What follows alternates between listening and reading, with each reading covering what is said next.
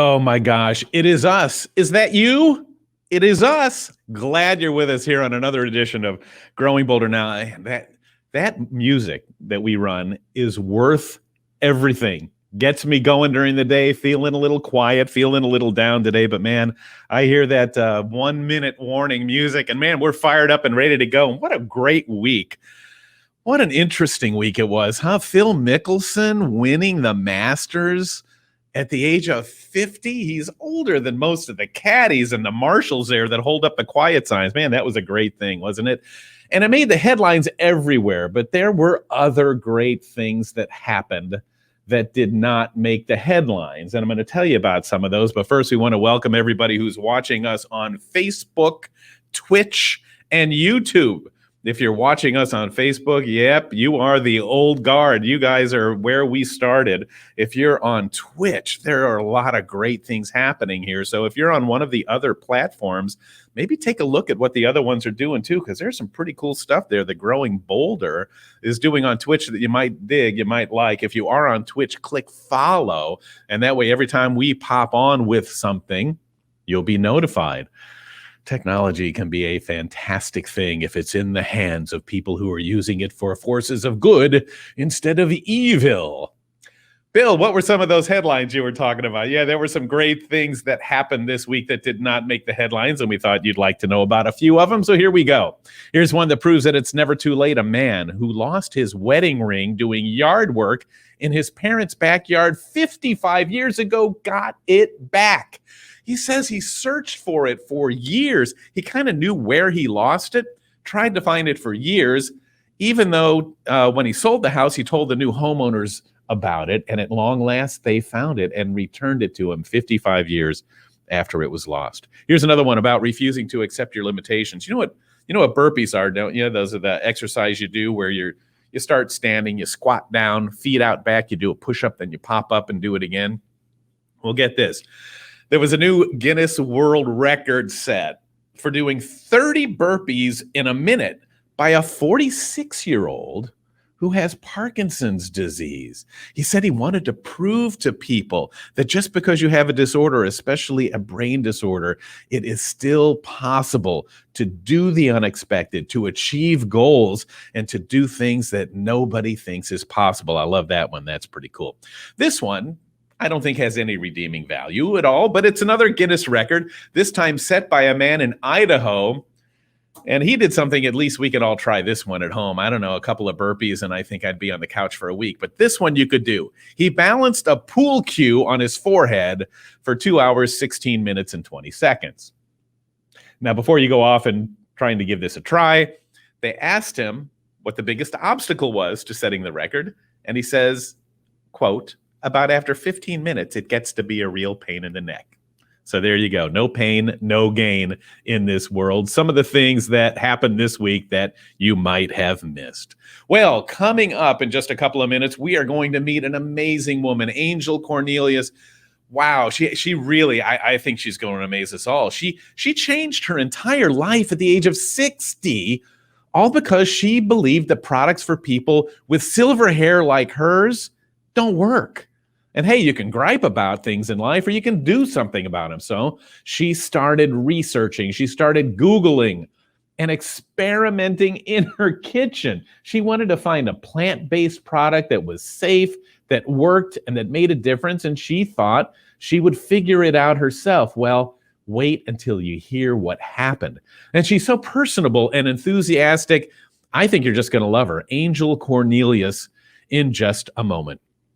But first, something new, something a little different, something we wanted to do to show you how grateful we are that you drop by and watch this program. A little recognition for our followers. Each week, we plan to thank our bold souls. Well, what's a bold soul? Well, it's a member of our community that shows us what it means to them to be growing bolder. And here's an example. Our very first bold soul is watching right now along with us. She is Patricia Bishop. First of all, Patricia almost never misses a Growing Bolder Now episode. In fact, we get worried if we don't see her name in the Who's On column, but she's always there. And it's great to see her. Always comments, always participates. She is positive, uplifting, sharp, and insightful. And we asked her if she has any advice on how to start growing bolder. And here's what she says: keep your independence for as long as you can. She says you can listen to advice from others, but make sure you do what you feel is best for you. Patricia, you hit the nail on the head. That's exactly the way it should be. And advice, man, it's a great thing. The more ideas, thoughts, and information that you have, the better decisions we all make. Just remember that in the end, the final decision is up to you. A little bit about Patricia. She enjoys writing songs, and this is something that helped her cope with the loss of her husband, who died unexpectedly when Patricia was just 58. They'd been married for 37 years, but she realized that life does go on. Songwriting was a great way to express her feelings, her sorrow, and her joy through her music. And she said, really, she says it saved her. It felt like it was a miracle from God, and it got her back on her feet.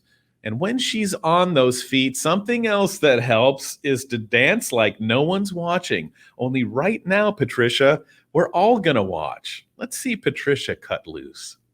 The atmosphere, but then long, tall beauty sitting way back over there. I was wondering. Look at her move, huh? Love the music, love the moves, just enjoying herself, right? Dancing like nobody's watching, doing the moves. It's exercise without feeling like you're having to work. Makes you happy, gets those endorphins going. Patricia's here with us this morning. You can see her comments in the column section on Facebook already. She's always there for us. She's always there for other people, and we think that's fantastic. So there you go. Patricia Bishop is a very worthy first bold soul. So which one of you will be next? All you need to do is leave us a comment, just like Patricia did right there. Leave us a comment now and just tell us how you're growing bolder. We're not looking for any big, profound thing like running marathons or, you found a way to cure several diseases or anything. It could be anything. It could be, the things that you cook in the kitchen. It could be things you like to, certain music you like to listen to. It could be exercises you do or friends that you get together with every once in a while. Just kind of throw something fun. Do you play the piano? Maybe that's it for you. Patricia told us that she took up songwriting to overcome the loss of her husband, and dance helped her kick it to another level. And so many times, the things that make us grow bolder are mechanisms that we turn to when we're going through struggles, when we're trying to overcome something. So let us know right here, right now, and we'll take it from there. You could be our next bold soul. All right, don't forget, all new episodes of Growing Bolder are airing on PBS TV stations across the country. For many stations, especially those in Florida, we're up to the 4th new episode, and this is a really good one too. This features a look back at one of the stories that got millions of views online for Growing Bolder. It really helped kickstart us. I want to give you a sneak peek here of a story of a love between a lady and her car, as told by Mark Middleton. This is Chariot. And this is Rachel. They've been together 43 years. And Chariot has lasted much longer than any of Rachel's 3 husbands. But she's never lied to me, never cheated on me, and I can always depend on her. Rachel is 89. Chariot is a 1964 Mercury Comet Caliente hot. I've had her up to 120. Rachel is the original owner and has put every one of the over 540,000 miles on Chariot's original engine. How much did you pay for it? $32.89, all deluxe, power steering, automatic transmission, air conditioning. Like a proud parent, she's documented every milestone, every birthday. This is Chariot's 30th birthday party and every checkup. So this is a 6,000-mile checkup, $13. Wow. I wouldn't buy a gasket. Rachel knew early on that she'd keep Chariot for a long time. So, whenever possible, she bought parts with lifetime warranties. This was the 5th Midas muffler, lifetime guaranteed. I've had 7. This is the shocks from Sears, and I've had 3 sets. This is the lifetime guaranteed battery from Penny's, and Penny's still pays for it, but Firestone puts it in, and I've had 16 free batteries. 16 free batteries. I think you kind of get the idea where this story is going. And man, Mark does an amazing job. He really got her to open up, and the story launches from there into how Rachel and Chariot spend so much time on the road, where they would go, and a very unusual way that Rachel had for making sure she felt safe when she went on long road trips that you won't want to miss. You can see the rest of the story by checking to see if and when your local PBS station airs Growing Bolder. All right, look, now it's time to meet Angel Cornelius, and she is in the house. I saw her name in the comments already this morning, too. And while you're listening to this interview, I want you to do something. I want you to see if you start to think in your own head, I bet I could do something like that, because there's probably something that bugs you too, something that you wonder if you couldn't do something about. Well, Mark is going to join us again for this one. And Mark, it all started because something just didn't sit right with her. You see, her problem is her hair had gone gray at a very early age, and she really didn't think that was a problem. And try as she might, she couldn't find any hair care products designed specifically for silver hair. So she did what any entrepreneurial, extremely bright, creative, inventive, curious person would do. She started to do her own research. She turned her kitchen pretty much into a laboratory of sorts, and she hit on something remarkable. She calls the company Maison 276, featuring natural skincare and hair care products. And if I mispronounce that, I apologize, and she'll correct me in a moment. But this woman, this irresistible force, is making an impact. Her products are now on QVC and at Macy's online. So let's say hello to Angel Cornelius and find out how she did it all. Angel, how you doing? Oh my gosh, your hair looks fantastic. I love the hair. Thank you. Thank you very much. And you nailed it. You said it perfectly. Well, it doesn't happen often, so thank you for that. Bill said that you are proof that it is never too late. So inspire the rest of us. Tell us about your breakthrough. Tell us about creating Maison 276 at the age of 5'7", if you will. Well, first, you should know that my mother discovered my first silver strand. I was so young, she was still combing my hair. And so, of course, I haven't always had this much silver, but I have grown up with it and began using products well in my 20s that were formulated for silver hair. So I literally had decades of experience with being frustrated with the products on the market. They were very harsh, contained a lot of moisture-robbing chemicals, and they also have these awful purple dyes. Products for silvers and blondes have purple pigments, and they're called the purple shampoos. It's a whole category of them, and really that part of the industry has not been there haven't been any innovations in probably 30 or 40 years, and I know because I've been using the products that long.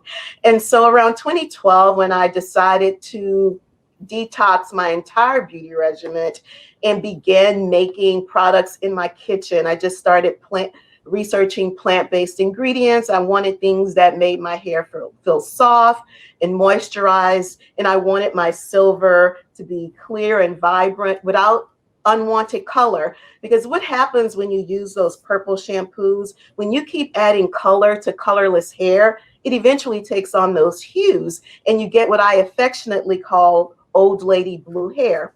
And so I wanted to create something simply for myself. It was never an intention to start a business, but I just wanted to fix something that would take care of my own hair. And I wound up having all these leftover ingredients and realized, oh, I can make skincare products and butters and soaps with this stuff, this extra stuff. And my friends discovered that I was making skincare products and they wanted to buy them from me. And that's really what forced me to create an Etsy storefront so I could sell products to my friends. And that began my very unlikely entrepreneurial journey in 2015. Fast forward about, a year later, I was discovered by Essence magazine. One of my son's friends had been using my body butters. And so she said, hey, I've got this project. I'd love for us to introduce you. And I'm thinking, yeah, sure. How exciting. Essence. I had no idea what that meant to sign a contract with a company of that size. And she said, well, the only thing you'll need to do is give us 10,000 units. And so clearly the look on my face did not match the words coming out of my mouth, because I just said, yeah, sure, absolutely, no problem. But what you don't know is I was still making products in my kitchen then. So that was not going to work. And that is what forced me to find a manufacturer and to become incorporated and to become a real company, actually. And so we launched those products with the Essence subscribers in March of 2016. And I started going to beauty shows and events just to try to get some exposure for this little company that no one had ever heard of. And something unexpected happened. Women of all ages, all ethnicities, all hair textures and types, they kept asking about my hair. And because I've always grown up with it and thought of myself as a unicorn, I didn't realize so many other people had the same problems. And I, 6 months later, called my manufacturer and I said, I have to do a hair care product. And that is what you now know as the Maison 276 three-step system. Wow. Mark, what did she do there? She took an unbelievable story and kind of there's so many things we want to know.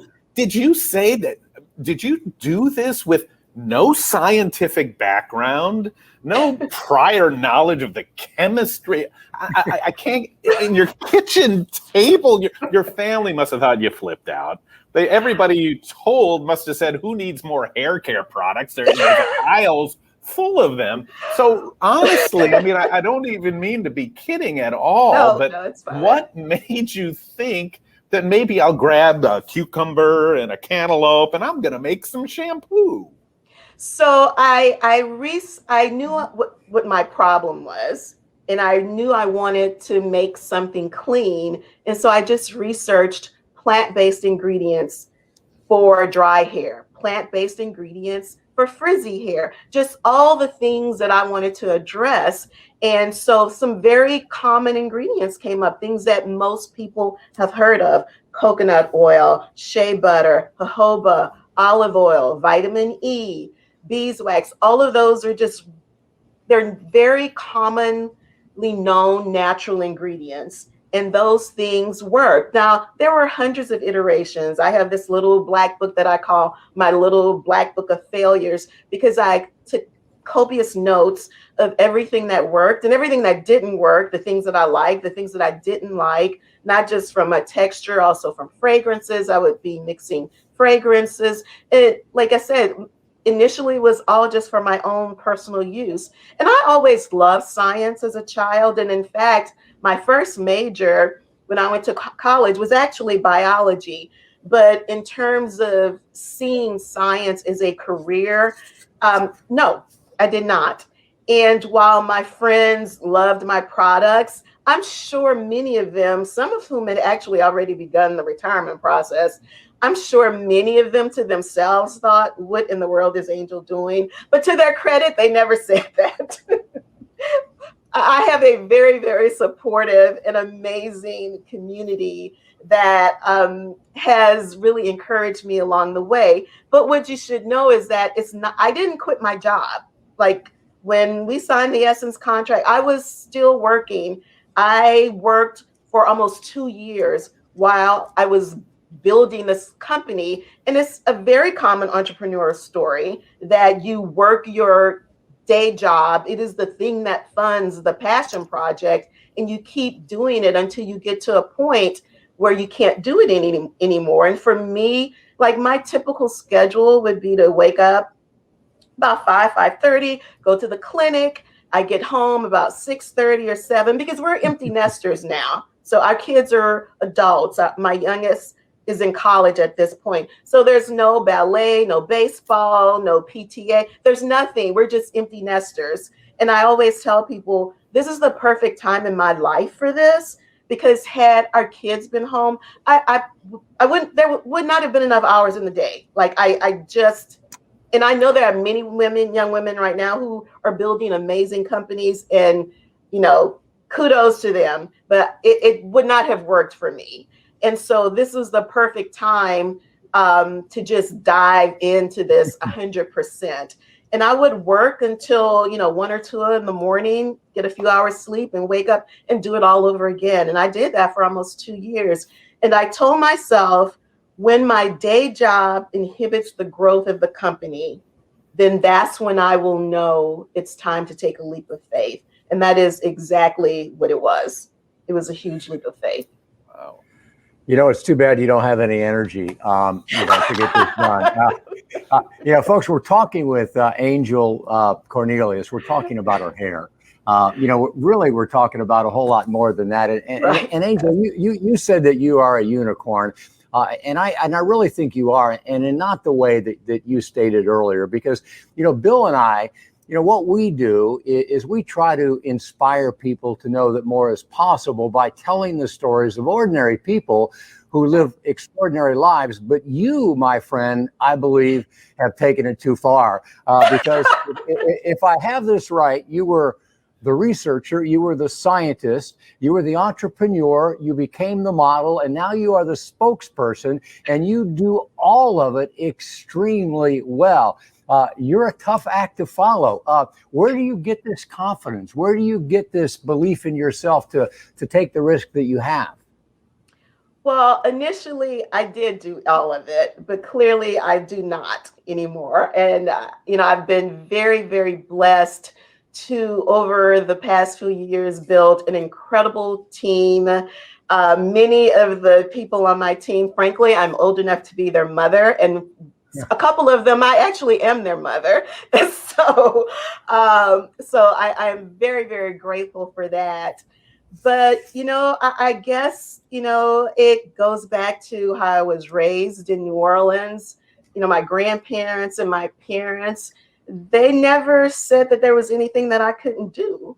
And so sometimes as a child, you actually believe that.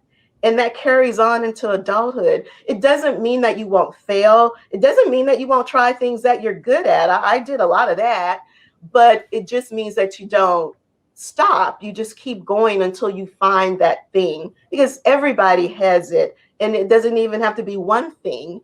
And maybe it's, maybe when you're 30, it's not your time to do that thing, but maybe when you're 40 or 50, in my case, 57, it's the time to do that thing. I think I've always had an entrepreneurial mindset, but I didn't know that that's what it was. And so, for instance, every position that I've ever held, I always viewed that as my little company. And I would run that clinic like my little company, or run that department like my little company. And I think that's an entrepreneurial mindset, but I didn't know that's what it was at the time. And so in many ways, the transition has not been that difficult for me. But, so maybe that answers the question. I think there are a lot of reasons. And I always, when things are difficult, I always point back to something else in my life that was difficult. And, you figured that out, or you eventually made your way through that. And I just try and apply that same analogy to the next challenge. We have to have good memories sometimes, and then bad memories, for other things like failures. Boy, Mark, I can hear the people that are listening to this story thinking to themselves, well, boy, I have an idea too. It sounds like it came so easily for her that it becomes discouraging sometimes for people with an idea who think, well, what if I fail, or what if it doesn't work? And Angel, there are a million reasons for you not to do this. You're a woman. Absolutely. You're African American. You're too old. You can't compete Right. against the corporations.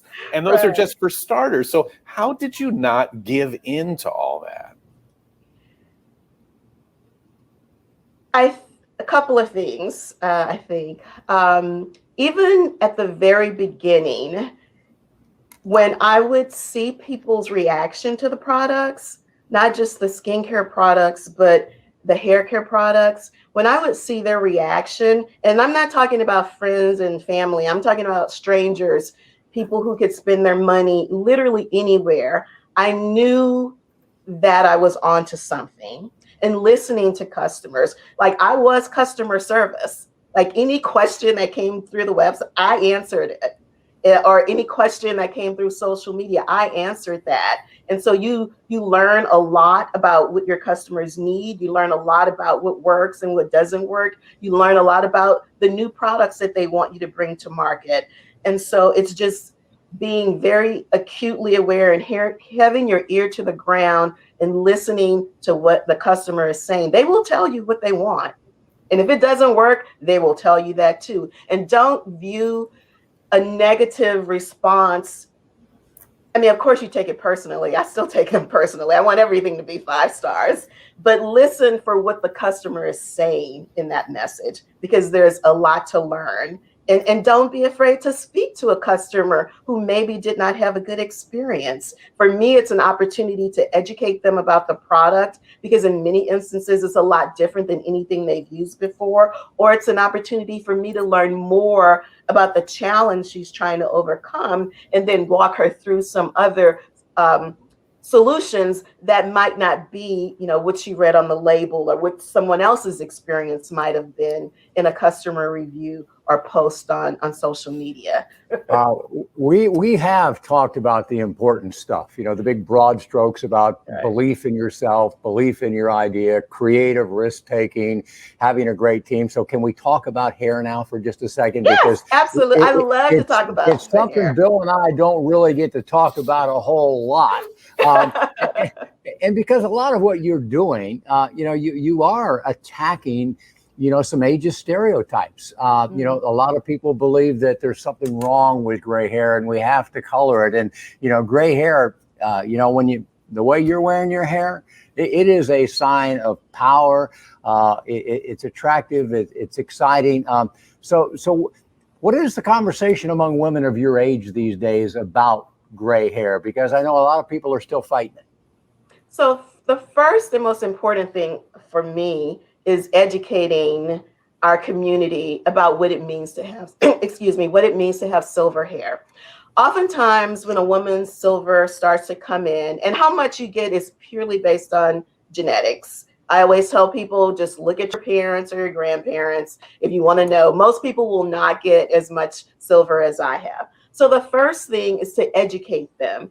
When your hair stops producing melanin, which is the thing that gives it color, it's a completely different texture. And that's why oftentimes you will hear a woman say, oh my goodness, this silver hair is so unruly, or it's completely different than my brown hair, my red hair, my brunette hair. And you're absolutely right. It is completely different. Beauty talks a lot about how our skin changes as we age, but there's very little talk about our hair, and our hair undergoes the exact same changes. And so the products that you use when you were 20 or 30, they're likely to not be effective when you're 40 or 50. You need products that address the naturally occurring changes. And for the most part, that is increasing moisture and hydration and conditioning, and staying away from products that take moisture out of your hair, like phosphates and alcohol and sulfates. So before I try and sell someone anything, I want them to understand their hair, and then they can know how to take care of their hair. The second thing that I say is, I'm not the silver police. If you want to color your hair, I fully support you. For me, the most important thing is that a woman should be comfortable in her skin, for whatever that means. At Maison 276, we are all about helping you celebrate your own version of beauty, whatever that may be, not someone else's idea of what beauty should be for you. And so if that means embracing your silver, then we are here to support you. And if you choose to color your hair, we can still offer you tips and advice on how to still have vibrant, healthy hair, regardless of your age. I think more and more women are feeling empowered and are embracing their silver hair, hence the Silverista movement. I think most men don't understand how much work goes into covering silver hair. Silver hair doesn't want to be colored. And so you have to apply color constantly. It is constant and ongoing. And I'm not talking like monthly, I'm talking like weekly. it is so much work. And so a lot of women are just deciding, I don't want to do that anymore. I'm perfectly fine. And social media has really helped with that, because women are starting to see other women, not just myself. There are millions of women on social media now who are very proud to show their silver hair. And there are a lot of different ages. Like, I used to think I was a unicorn because I was in my 20s and 30s and I had silver hair. Turns out there are a lot of women who gray prematurely. And maybe it's not premature. Maybe that's just the way it is. But social media has certainly shown women what it could be, and that it doesn't mean that you're old or, you know, you don't have a vibrant and full life. One of the proudest things that I feel about Maison 276 is it's not just the products. It is changing the narrative as it relates to aging, particularly as it relates to women aging. Most of the products that are for us have phrases like anti-aging, wrinkle reduction. Everything comes to us in a very negative way, as though we are unhappy with the way that we look. And so we are really proud to be on the forefront of that. And if you look at our social media, at our website, you'll see women who are just bursting, just exuberant, beautiful, gorgeous, and very, very proud of where they are, and aren't trying to go back, not trying to be our daughters, not at all. Angel, your story touches on so many important points, you know, not just the people you're helping, but just how you got to the point where you can reach out to help. So let's kind of wind this up by talking a little bit about your perspective of all this now that you have a few years behind you. What has all this taught you about life, about people, about what's possible for ourselves, even at the age of 57 and higher? I think the beauty industry is very indicative of society. If you go to the beauty aisles, particularly products that are for women, which is most of what the beauty aisle is very segregated.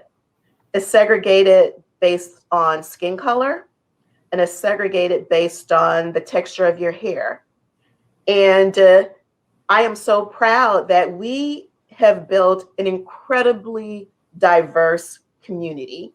My community, because I don't really use the word customers, we look like America.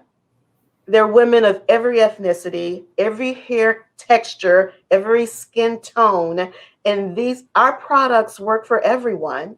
And I think that is just in a very simple way of showing that it is possible to create a warm, cohesive, diverse community that celebrates everyone and doesn't consider anyone's type better than the other. We're just all celebrating our own version of beauty. And so, you know, I am really excited that in my way and, you know, through my company, I'm able to illustrate that. And I hope that it is something that other companies can build on, and then the society in general. So that's my takeaway. And, you know, yes, obviously I am a founder of color. I'm a woman of color, you know, but our brand includes everyone. And if you, again, look at any of our media, any of our, you know, promotional, you know, you will see yourself.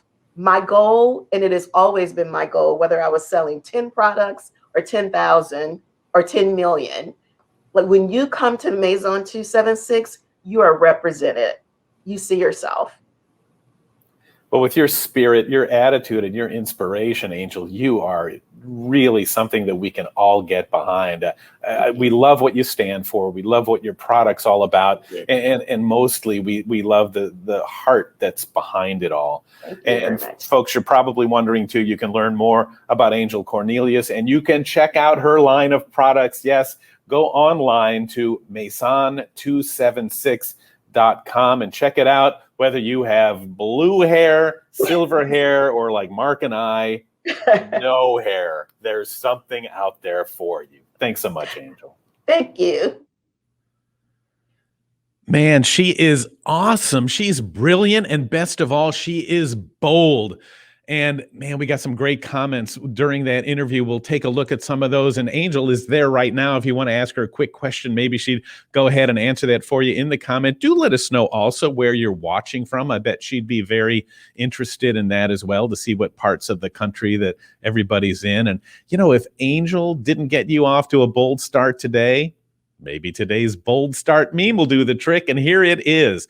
The greatest potential for growth and self-realization exists in the second half of life. And you know that's true, don't you? We shed the ego, we shed the fear, and we start to realize that, you know, we get to be the star of our own movie in life. We write the script.